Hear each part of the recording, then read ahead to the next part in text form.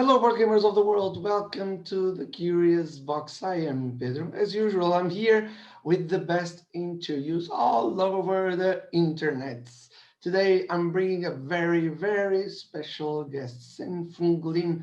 And who doesn't know this guy? He's everywhere doing all kinds of games that you probably know. Check just these names out: Junkart, Belfort, Kingdom Rush, and the new ones, the escape rooms, let's say like this, based on Scooby-Doo and The Shining. It's right after the intro.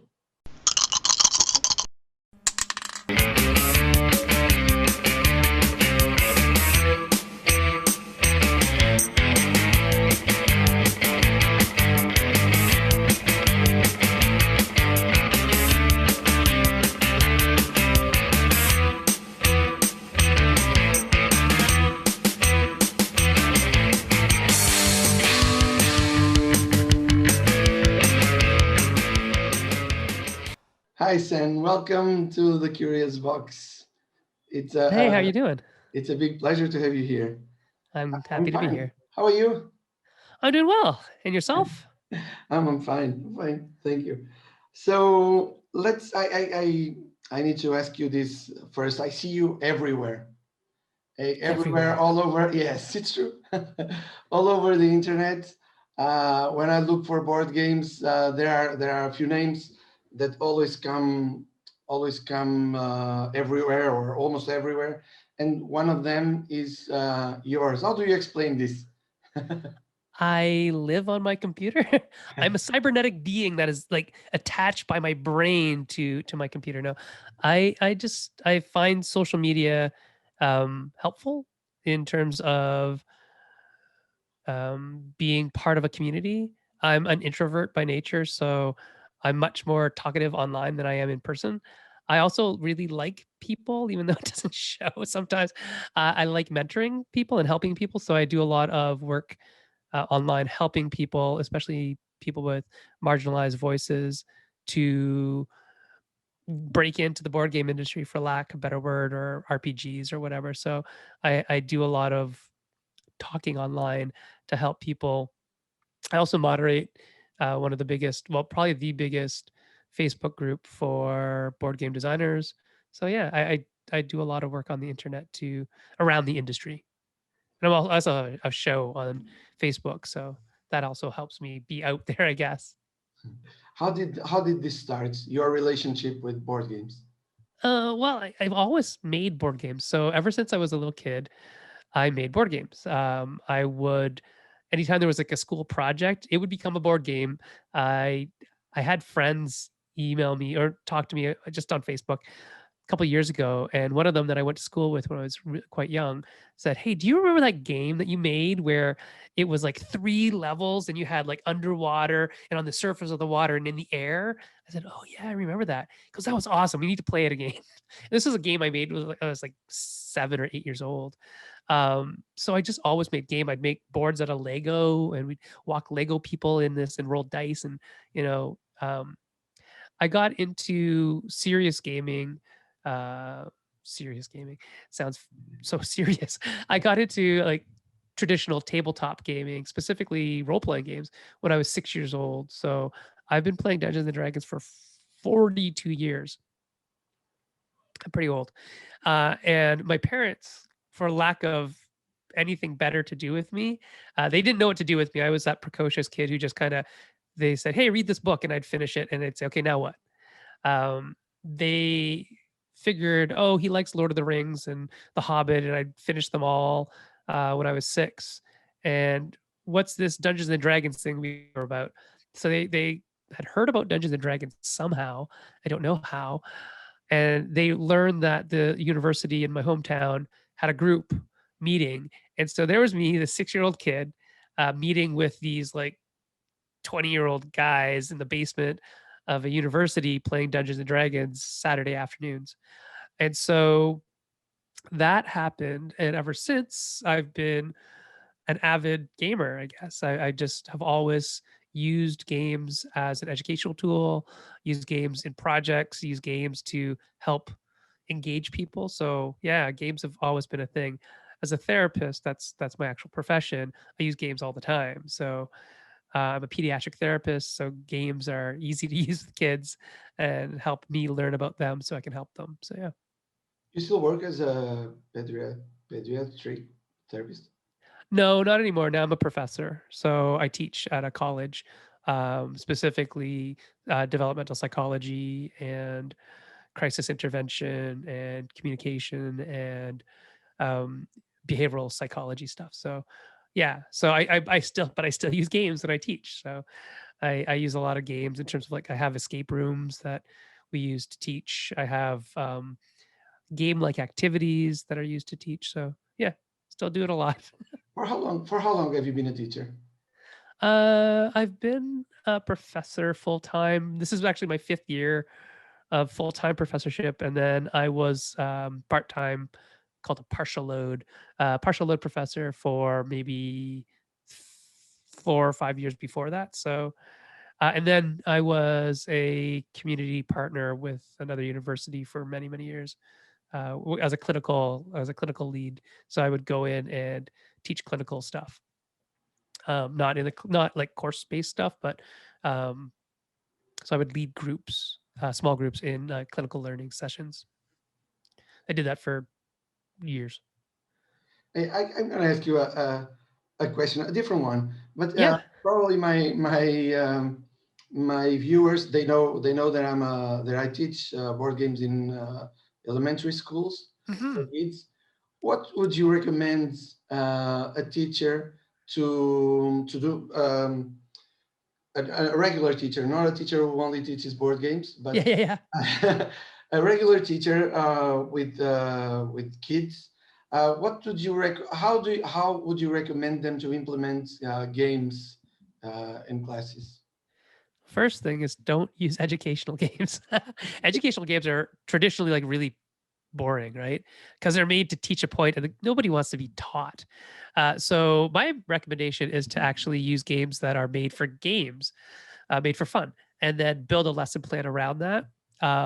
Use the experiential learning of playing the game as a springboard for other things like other questions. Use inquiry based learning to really focus on, when you did this, what did that make you think of, like if it's related to something. So say you're studying, biology, and you use the game Endangered to teach about endangered species, then you need a plan past the game to say, okay, go to the WWF website and look up, which species that were in the game are also on the WWF website, and then go look at the biomes, look at all these things about that animal and figure out why are they endangered. So games can just be usually I use them as a jumping off point, a way to engage a student to then say, what else are we going to learn. It's usually more of an activity than it is like a cumulative of anything. It's not a piece of assessment or anything like that. In this case, therapeutically, I use it for assessment though. I would use a game to assess a person's, uh, communication style, learning style, um, hand skills, all that stuff. So different tools, different reasons for using pretty much the exact same tool though. As I told you guys, this guy is everywhere and he knows everything. So I also want to know everything, and I want to know um, when did you start? I mean, you told me you start creating board games in when you were a kid still, but when did you think first of turning this into a professional activity? So probably I want to say so my 15, 20 years ago, probably about 20 years ago, roughly. So I had just finished my ninth year of university, and I was there forever. And my friend Jay, who I make games with a lot, had moved into an apartment that was like, it was actually literally down the stairs from my house. So I had a house on a mountain, and there was a set of stairs, and you could walk down those stairs, and there was his house, his apartment. And so we decided, hey, we love games. Let's see if we can do this. Let's make some games. And we did, and it sucked. It was horrible. And it was like bad. And so we said, I guess we're not good at this. And we shelved them for 5 years, probably about 5 years. And during that 5 years, Jay ended up moving out west, about, 3,000 kilometers away from me, over that, like almost 4,000. And then I had my first son, and he was 2. And if you have kids, you know that, um, once they're 2, they no longer fly for free. So we thought, oh, Jay's out west. Let's go visit Jay when my son was not yet 2. He's like, maybe 1 year and 11 months. So we thought, oh, let's go for free. Let's fly for free out there. And so we went. And during that time, Jay and I thought, you know, let's try picking up games again. Let's do this thing again. And we would make it the reason why we would stay in touch with each other. Do you know what I mean? So it was an excuse to talk to each other, really. We kind of needed something around us to talk about, because at the time Jay wasn't married, he didn't have kids. I was married, I had kids, and so he was like 3,000 kilometers away, and he was just living a different life than I was. So we didn't have a lot in common anymore, except our love of games. And so we would talk about games every day. We had a forum because he lives almost as many hours away as you do. Like, in terms of time span, like he's 3 hours behind me, and you're 5 hours ahead. So he would like I would write notes on a online forum instead of email. So we made a private forum where we were the only 2 members on a PHPB website, and I would write something, and by the time I got up in the morning, he would reply, and I would write something to him. So it was a really nice flow of information that was not quite synchronous, but was timed well enough that we got a really good flow of ideas going. And it was really important. Actually, I think it was formative in our skill as game designers and as communicators, to use this type of written format to communicate our ideas, because in the morning I would often come up to notes that said, I don't really understand this, can you explain it better? Or I don't know what you mean here, could you draw a picture? And it's like, oh yeah, sure. And then you do that, and he's like, oh, I get it now. So it really not only made us better communicators, because the next time he wouldn't have to ask that question, because I just draw a picture and I'd explain it better, because I figured, oh, he needed that last time. Maybe I'll do it this time. So it made us better communicators, but it also really helped us kind of sharpen our swords in terms of, is this a good idea or not? Because oftentimes game designers are sitting alone saying, I don't know if this is a good idea, but Mhm. I'm going to invest 30 hours into it anyways to find out it's not a good idea. Whereas with a co-designer, you often find that out really soon, like, yeah, I'm not interested in doing that. It's like, okay, I guess I'm not either. And it's like, when 2 people are interested in something and like really get churning on an idea and figure, oh, this is great. Hey, what do you think? And you have, like, instead of one message a day, there's like 20 messages a day. It's like, that is a game we're going to keep on working on, right? And see to the end. So that kind of is sort of our process. So our we started like 20 years ago, but then 5 years later, after we basically shelved our first crappy prototype, we started again, kind of anew, with the idea that, oh, let's do this for fun and let's communicate about it. And the funny thing is that everybody that we played with liked it. And so that was when it became a thing for real. It's like, I guess this is kind of serious. What do we do about this? And so we started going to conventions, and uh, Jay, again, because he didn't have a family at the time, was more able to do that. So he started going to Gamma, which is a weird convention to go to for your first convention. Gamma is the game manufacturing uh, association for America, and it's more like it's not like a public trade show. It's more an industry trade show where publishers sell to stores and distributors. And Jay was this designer, this lone designer there, going, "Hey, do you want to see my prototypes?" And the funny thing about it is that everybody did, because they had nothing better to do. Not that they don't have anything better to do, that they're not doing work whether they're there, they are, but there's not like 100 people that you're selling to, like 100 people surrounding your booth that you're selling to. It's all people you know intimately. It's all industry folks saying, yeah, I'll take 10 crates of that and 5 crates of that, and that kind of thing. And very few designers going around and pitching to you. So it was a happenstance, very lucky happenstance, that Jay got to go and do that. And then the thing that he did that was probably the best thing, and it's kind of, I think both Jay and I embody this in terms of our career as game designers, is we like to give back to the community. In fact, we often give first before we take, and we have done that since the beginning. We just think it's a very professional thing to do, and it's if you value the community, you give to the community, right? So Jay met some people and they looked like they were playing a game that was not made yet, like a paper and pencil and marker, and said, "Hey, do you need help playtesting that?" Like, "Yeah, let's do this." So he hadn't even pitched to anybody yet. He said he just started playtesting with people, and those people ended up being Seth Jaffe and Mike Mendes from Tasty Minstrel Games. And they're like, "Hey, great, thanks, good feedback, excellent." And at the end of that, Jay said, "Well, I have a game. Would you like to play test that?" And that started our relationship with Tasty Minstrel Games, where we had like our first two games were signed with them, and another one after that. So yeah, it's just being a nice person helps, right? Because there's no real I'm sliding in here to get my game played later. It's I genuinely want to play this thing that you're do this thing that you're doing and help you.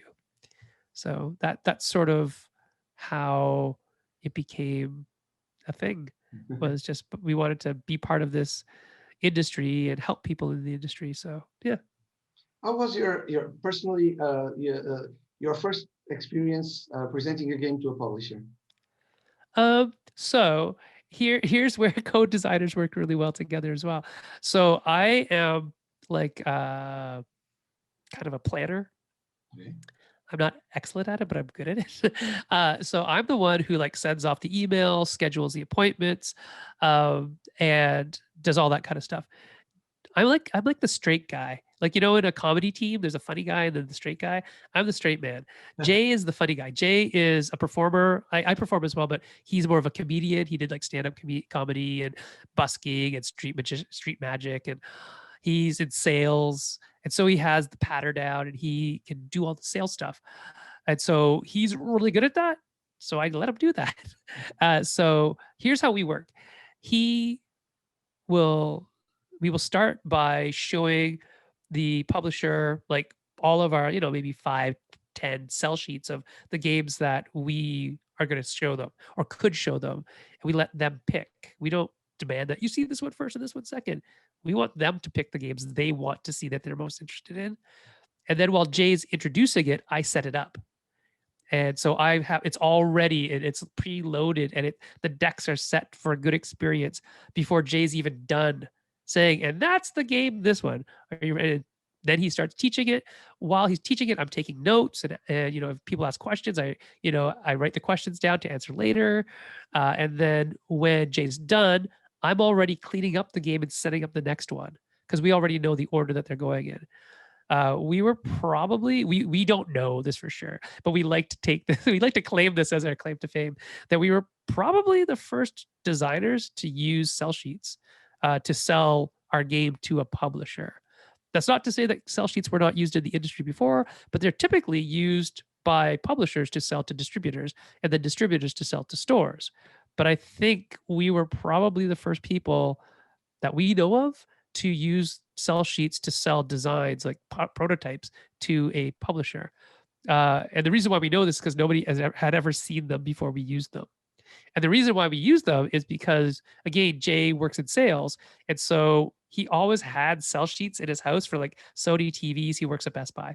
So he always had like sell sheets from Sony TV and, Hitachi this and HP printers lying around his house because he'd have to memorize them to sell them to customers.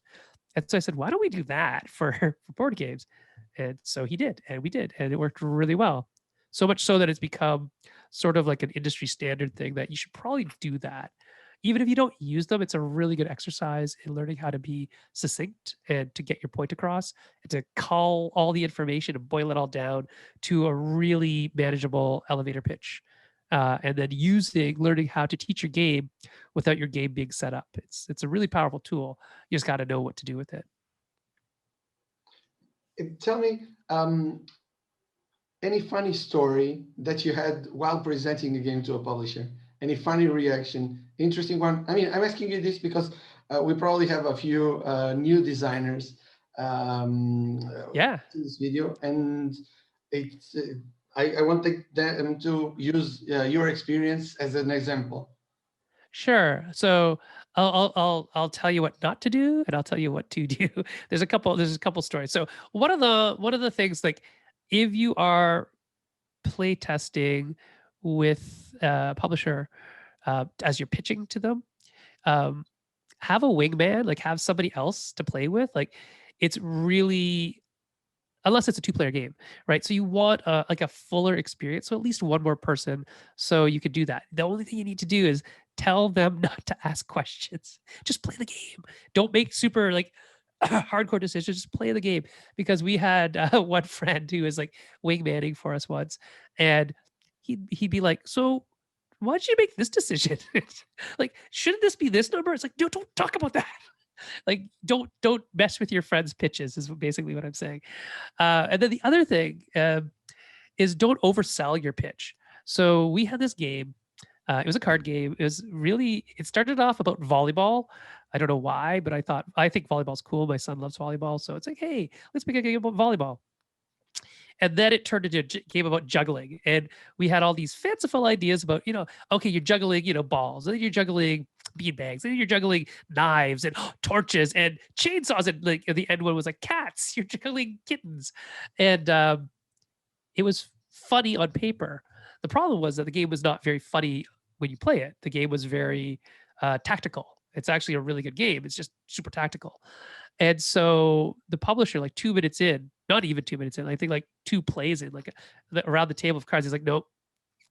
We're like, oh, why? You haven't even played the game. He's like, well, you sold it as something funny, and this is not funny. It may be a very good game, but you know, I've already got this preconceived notion in my head and it's not meeting it. So it's best to just move on, because first impressions count, right? So, anyways, that was a really good learning for us to say, hey, um, make sure you don't overstate your game.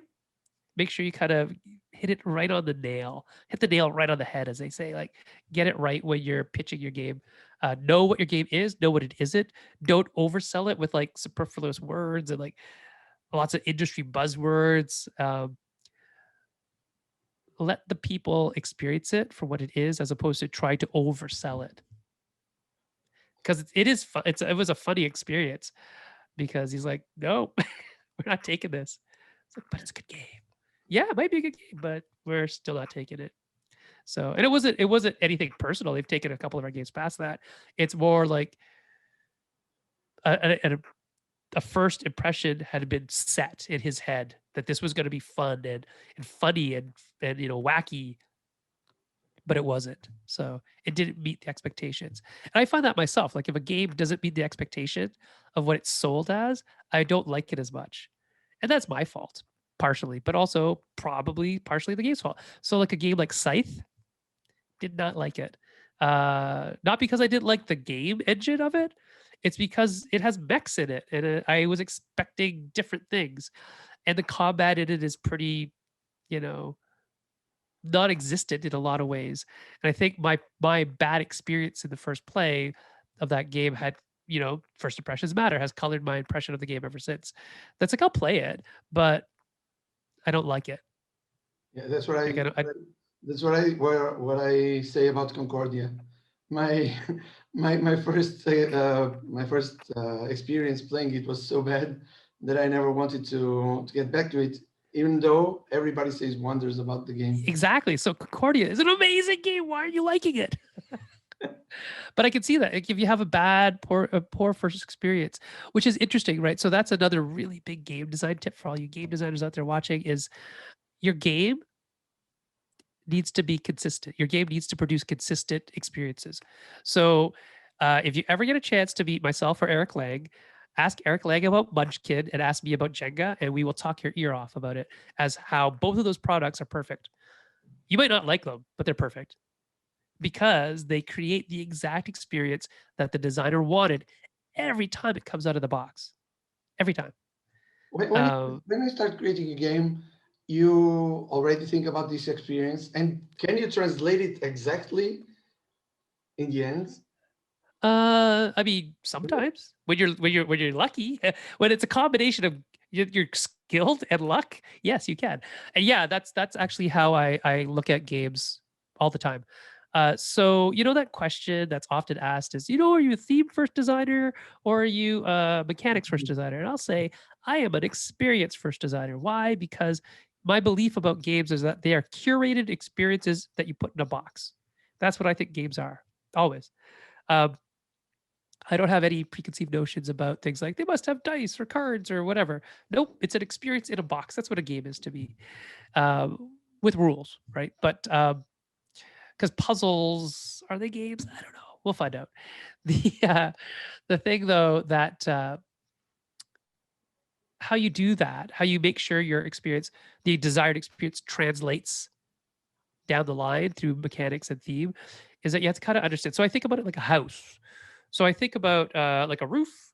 If the roof of the house is the experience, I need walls to support that roof. Otherwise, the roof collapses. And the walls are your mechanics on one side and your theme on the other. And then the two walls in between them are those two things, themes and mechanics, communicating to each other because theme and mechanics have to inform each other in order for them to resonate with the players, right? So let's say you're playing a game about, I don't know, oh, juggling. Let's say you're playing a game about juggling cats, and it's all like tactical and mathematical and all these things. And you're saying, I was expecting this to be a fun experience. Fun is, not the greatest word, but you were expecting it to be a wild and crazy experience because somebody wrote the words. This is a wild and crazy game about juggling wild and crazy cats and chainsaws.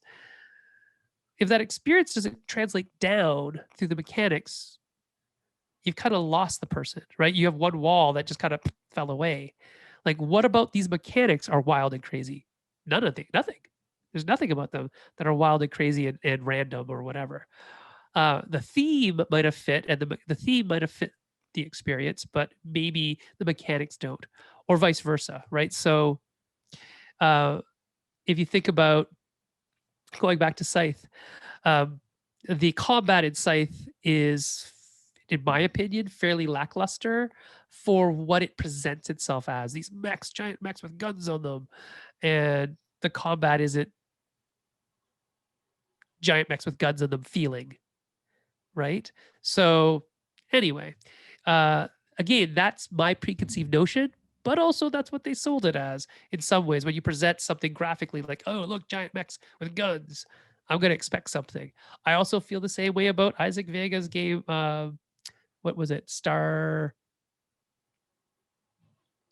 It's a giant mechs in space game, right? And so I also have very strong feelings about mechs because I love robots. You can't see over there, but there's robots and lots of them over there, and all my kids have like Gundam all over their room. We like robots in this house, so and mecha. So if you make a game that feels like it's not like that, I'm probably not going to like it. Uh, but that's me being pedantic about robots, I guess. My So expectations are high. how do you imagine like an expansion? Because when you do an expansion, you what do you want with an expansion? You want the game, the players to feel the exactly to have the exactly same experience of the base game but doubled, or you want. No, not me. It's not that, like, so I don't like it that way. I know there are definitely people who say I just want more content. Mhm. I just want more missions that are the same but more, Yeah, and because many that's expansions are fine. like this. Yeah, and that's fine. And we do some of that. Like, you can't just continuously generate brand new everything and mechanics and contents all the time. So some of the missions for like Kingdom Rush, right, have to be just more of the same, and that's okay because people do like more of the same, or there needs to be that kind of gradual build up to the next big thing, right? So, and you get used to the old mechanics first before we surprise you with this new thing. Because if you just surprise after surprise after surprise, that's like cognitively fatiguing. So, um, a lot of times for us, the joy of creating an expansion of the appeal of creating an expansion is getting all those things that we didn't get to put in the original game back in the game. Not that we cut out stuff and leave it off the side to say we'll put that in an expansion.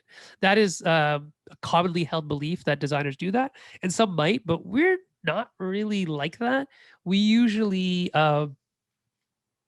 we usually come up with ideas after things have been like sent to print. It's like, oh yeah, could do this. Or we know that for a lot of the work that I do, I work in intellectual property a lot. So things like ScoobyDoo or Kingdom Rush or whatever. And we know that there's more lore that we'd like to put in, but we also know that the scope of this game is, season 1 or something, right? So we know there's more. And that's a lot of what my current design stuff is well, if the first one is good enough, then we'll make a second one that has all that other stuff that could be in there. So I think for me, the appeal of making a new expansion is being able to play in those worlds more and to um, I've always been fascinated with this. How are things that we know, like Superman's strength, how is that represented mechanically and numerically in a game? I've always been fascinated by that. So things like if you remember like Phase Rip, um, which is a Marvel superheroes game from way, way, way back, Marvel Heroes, the role playing game by TSR, you would have like rankings of your abilities. And then which is very different than numerical numbers like used in D&D. So I just find the mechanization of real world things, like things that I think about all the time, like who's faster, Quicksilver or the Flash? How do we rank that? The Flash is faster, by the way. So stuff like that fascinates me. And then how do we mechanically show that? So like if you had the Hulk and Thor, how do you mechanically differentiate between these two strong people? Well, one is stronger than the other. The other one can fly, has the hammer, all these things matter. And how do you express them in game terms? So that to me is fascinating. And expansions allow us to do more of that. So I'm all up for doing more expansions if we can. If the game deserves it, right? Expansions for expansion's sakes are I don't believe that's a good thing, but do you ever, I mean, many games that we see, we know that probably you, and this is perfectly natural. I mean, when you're creating a game, there are always ideas you have to leave on the table because they don't fit the main game, the base game. So it can be a better design. And sometimes you just go there and take some of these ideas. Has this happened to you? oh, all the time. So that first prototype I told you about that got thrown away. Well, it didn't get thrown away. It got put on a shelf. It's actually still on my shelf. I'm pretty sure I have it here. I always bring it out to talk about. But it was parts of it were repurposed for Akrotiri. So Jay and I had made Akrotiri, and we were like, "This is fun for pick up and deliver, but there's no real reason for why we're picking things up and delivering them. Why are we making money? Is it just to make money? Because that's kind of boring. So what are we doing?" It's like, oh, well, we're in the Mediterranean Sea. Why don't we, I don't know, look for Atlantis? Okay, we're looking for Atlantis. And that's where we remembered that 5 or 6 years ago, we had designed this weird game where you had this map that formed while the game was being played. So Akrotiri is a game where you're searching for things like temples and the story was you're finding these temples to get to the lost city of Atlantis, but we took Atlantis out later.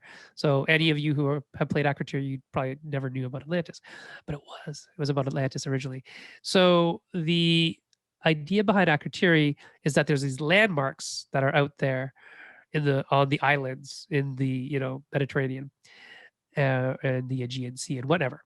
And by triangulating where those landmarks are relative to a landmass, you could say there's a temple here because there are four forests to the north and one volcano to the south and whatever body of water to the east or something.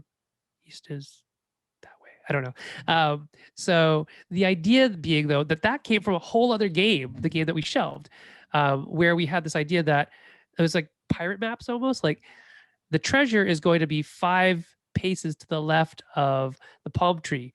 So you'd have to put a palm tree on the board or the map and then say, okay, there is a, uh, another tile 5 tiles away from that exists. So that is legitimately where the treasure is. So I could dig up a treasure card there because I have a map that says it's 5 away from this palm tree, but it never existed, right? So this world that you're generating procedurally ends up having these existing things because these maps tell you they do. And so that was what we brought into Akrotiri to make the game special, to give it that extra kind of, why are we doing this? Right. And so the experience for Akrotiri is I am picking up and delivering stuff to fund my expeditions to go excavate these temples. And the temples, the excavation of the temples is what is actually winning me the game, not the picking up and delivering of being, trading in the Mediterranean was really not the goal. It was finding stuff in the Mediterranean. But you can only find stuff if you have money to pay your sailors, and stuff like that. You have many games published and designed and published, and many of them they are from opposite kinds of opposite genres. Um, Yeah. right now, you just published the two escape rooms, Yep. The Shining and Scooby Doo. How was the experience of making escape rooms, of creating them? Oh, really good. I love escape rooms. So I don't get out to them as much as I'd like, but I love the idea of escape rooms, and I love the ones that I have played. I have friends who are like super, super, super duper into them, and that's great. Um, but really, what I like about escape rooms is the ones that have story, like a narrative to them, where I'm not just solving puzzles. I'm solving puzzles for a reason. And that is exactly what the Coded Chronicles system allowed us to do, was to give people a reason for the puzzles to exist, but also for them to solve it, because it allowed us to write a lot more. There's a lot more narrative in it. So the games are, probably about 2 to 3 times as long as an exit or an escape or escape, because of all the reading you're doing. But the reading is kind of the best part in a lot of ways. We put a lot of love into the reading. We're big fans, excuse me, of Scooby Doo and of The Shining. Scooby Doo is like my favorite intellectual property of all time. So when I got to write for Scooby Doo, that was like, you know, manna from heaven. That was like the best thing ever. And so I think the idea of making puzzles that are challenging, but not too challenging, that fit within the world that we're writing in, and then also have like a reason for existing and a reason for progressing the puzzle story. That's what we really wanted to do in those games, because that's important to us as players. We don't just want to have a box of puzzles. That's not really that fun for us You want personally. games that make sense. Yeah, right. We want whole experiences. We want somebody to sit down and feel like they're in an episode of Scooby Doo, or that they are the characters in The Shining. So, I mean, that's the other thing that these games do that no other games do. They really put you in the role of that character, and you move around on the board with those characters, and you do things as those characters. Each character really has only one skill, so you need to use all the characters, and you just explore what are these characters able to do and what aren't they able to do, and which ones work better in which places. So um, there's a little more like point and click adventure style games in those games than there are in a lot of the other puzzle escape room games. Before we talk a bit about your plans for the future, let's talk about the present. How Mhm. are you dealing with this, with the COVID and all this lockdown I situation? don't like it. Don't like it at all. So there's a couple reasons why. So I'm immunocompromised, so I have a very bad immune system. I'm asthmatic, so I would probably die if I got COVID. So I'm not gonna get it, um, which means I haven't left the house more than once a week for many, many months now. And sometimes that's only to get the mail, just walk down the street and pick up my mail. So I very, very rarely go to stores or the bank or anything like that, which is, okay. But again, I mean, I would love to just go out and do something, but I really can't put myself at risk. So that's no fun. I also really dislike Tabletop Simulator. I dislike electronic playing of board games Me too. because there's a lot of reasons. So, from a design standpoint, it's a trap in a lot of ways. Like it is literally um, doing two or three major things that are difficult for game designers. So it is a false sense of time, right? Because you can have a 30-minute game that on Tabletop Simulator takes you 45 minutes because the physicality of and pointing and clicking and zooming in, it's just hard. So you're not going to get a true sense of the time. You also aren't going to get a true sense of components because you can make whatever you want. And that's not necessarily true in physical manufacturing. In fact, it's actually false. You can't make whatever you want. There are budgets, there are space constraints, there's weight considerations, there's shipping. And so I guarantee you that after COVID, there's going to be a lot of people out there with games that have 6 billion pieces. Why? Because they could. Um, the other thing is that as a therapist, I'm really skilled in watching people. I don't actually need to ask people questions after play testing to get a general sense. I always do because I'm really interested in what they have to say, but I don't necessarily have to. Um, I've done this long enough and been a therapist long enough that I can watch behavior and understand to a great degree actually what people are thinking about things. And then I confirm it by asking them. So it's not like I never talk to people, but if I didn't have to, if I couldn't for some reason, I could get a lot of information just by watching them. Matt Leacock, for example, and Rob Davio just watch videos of their playtesters at double speed for a lot of what they do. When they have to do like mass playtests of, say, Pandemic season Yeah. one. Uh, so we miss that. I miss that face to face. I miss the body language, those types of cues that are really important when you're judging engagement, which is really the most important thing about the game, in my opinion. Right. So, yeah, I dislike playtesting online. Uh, but that's that. I mean, it's what it is. Uh, the market may change. I mean, a lot of people are super into solo gaming, which is cool. I am not a solo gamer. I actually do not like designing solo modes because I'm not good at it. Because I don't think like that. Like it's like, is this enjoyable? I don't know. So I know a lot of publishers are looking for, 1 to 5 players or 1 to 4 players. Like that solo is necessary. And so I think publishers may have to realize that they may have to pay somebody to do that because a lot of designers may not be very good at making solo modes. And then some game designers are really good at making them because it fits their mindset, right? Just because you're a game designer doesn't mean you can make good solo modes. Means you can make It's one. happening a lot now, like separate designer to do the solo mode. Yeah, it's a thing, right? So there are designers who are amazing at doing automata. There are designers who are really good at doing single player games where it's like a campaign style. So I think I could do though. I could probably do narrative ones much better than I could do other ones. Um, but it's not really what I want to do because I don't like playing them myself. So I understand that it's part of the industry now and probably forever now. So more power to those designers who are good at that. And I think that expecting a designer to make something that they're not good at, speaking to the publishers out there, you're better off spending the money to get a designer who is good at that to do it for you. Um, unless the designer thinks they can and wants to.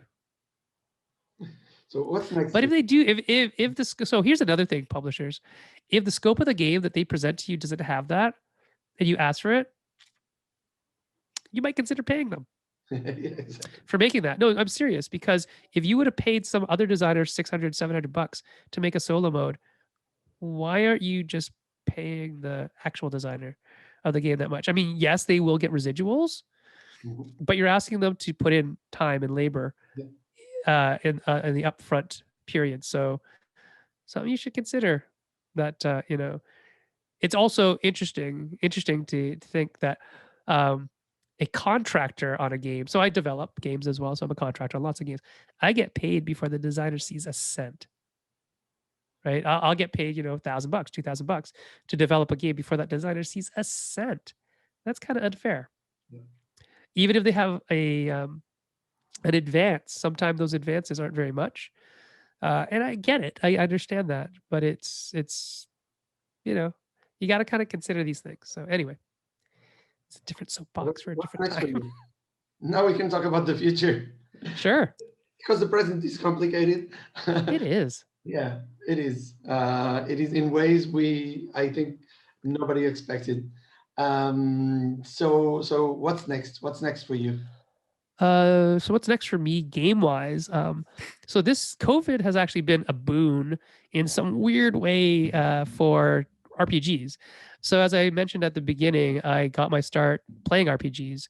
That was really my first love, and still is to this day. Probably I actually like it better than board gaming, to be honest, because I like telling stories. I'm a storyteller by nature. Even though I'm an introvert, I like telling stories. Weird. And so this year was the first year, well, 2020, we put out our first RPG, which is great. I got to write Jiangshi, Blood in the Banquet Hall with my friend Banana Chan, which is about the Chinese diaspora and um, racism and oppression in the early 19th century, early 20th century, late 19th century, and vampires, hopping vampires, and running a restaurant. So it's a really interesting game, and the RPG landscape is really interesting and wide and diverse, and is kind of harsh and kind of forgiving all at the same time. So it's an interesting place for me to play around in that I didn't really do a lot in before. I've written a lot of adventures for other people's um, systems, but I've never. This is the first one that I've made myself, and we're gonna be doing, I think, 3 more in 2021, 2022. So we've got a lot more RPG stuff coming out. So that's kind of where my future lies. Not that I'm giving up board games. We have Kingdom Rush 2 coming out to GameFound, not Kickstarter, to GameFound later on this year. Another Coded Chronicles is getting put in the can Friday, I think. We're putting the finishing touches on it. And a bunch of other stuff that I can't talk about because I'm under NDA. And yeah, so I think during this weird period of the world, people want games, people like games, and people are looking for things that they can do with their families, but also online with friends. And that's why RPGs have had this interesting resurgence. Uh, I think May 2020 was Dungeons and Dragons' biggest fiscal month ever in the history of Dungeons and Dragons. Oh, Yeah, because of COVID, yeah, yeah, right? And yeah. systems like Not Roll20 surprising. exist and whatnot. Yeah. So um, anyway, lots of good stuff in the future. Definitely board games, definitely card games, but also RPGs. So look out What's for the those. biggest challenge of creating an RPG? What's the biggest challenge? I like to research. So a lot of it's research. And, I think the biggest challenge of writing RPGs is editing them. There's a lot of writing and a lot of editing that has to be done. And I'm a really bad editor for my own work. I'm a really good editor for everybody else's work. I can nitpick people really well, but I find it really hard to nitpick myself immediately after because my brain is like, I've already seen this. I wrote that. It's perfect. Whereas if I see it like, 5 weeks later, it's like, oh, what was I thinking? So I have to have that time and distance. So I'm not a really good editor of my own work. If somebody says, okay, it's good, go look at it one more time. It's like, can you give me a month in between now and then? Because it's not that I need the month to do it. I need a month to separate my brain from what I originally wrote. So that's the hard part for me. I think the rest of it's super fun. RPGs are neat in a way because they don't necessarily need to be perfect. RPGs are like the seed of an idea and the tools to play with that idea. Whereas board games are like must work perfectly all the time, otherwise it's broken because it literally is, right? Board games are different than our role playing games. On RPG, you depend more on the group, maybe. Oh yeah, oh yeah, tons and tons on the group That because group they should can let they can games change it go. however they want. right? I'm not at all upset if somebody house rules an RPG at all, because that's what every RPG happens. It's all house rules. Um, like nobody plays Dungeons and Dragons verbatim as per the rules written. I'm sure some people think they do, but they probably don't, because they're probably missing little rules here and there. There's so many. Whereas board games, if you miss a rule, Yeah, it's you might not have complicated. the same experience, Yeah, right? So sometimes it's better. It maybe, maybe I don't know. happens. It happens. Oh, we forgot that rule. Oh, it's worse with it. Yeah. So, board gamers and RPGers from the world, this is Sen-Foong Lim. It's a complicated name for me It to is. pronounce.